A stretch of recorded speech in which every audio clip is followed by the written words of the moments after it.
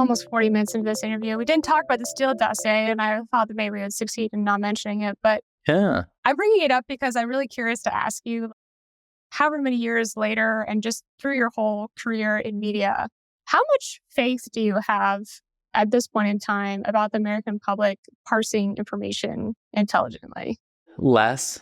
I mean, I think my argument, which I believed when we published it, we published it for a number of reasons, and maybe I won't spend half an hour revisiting them, and I would still defend the decision to do it sort of journalistically, but I also, I think, was overly optimistic about the consequences, which isn't exactly the same thing.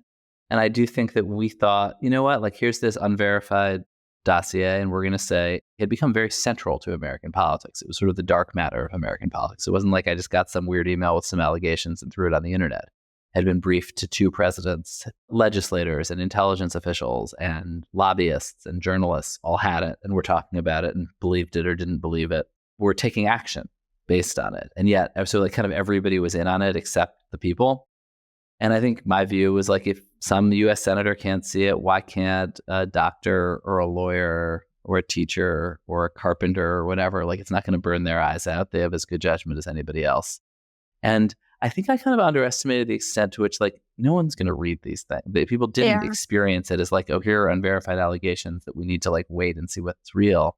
People took it as a sort of totem of, here's the evidence of the thing I already believed, like Donald Trump is a spy. And it reminded me a little bit actually of WikiLeaks. There was a moment in 2016, I went to a rally for Donald Trump in New Jersey, and there was a guy outside holding a sign that said WikiLeaks and yelling, WikiLeaks, WikiLeaks. And I had actually spent that morning reading through like that morning's WikiLeaks dump because they were dribbling things out.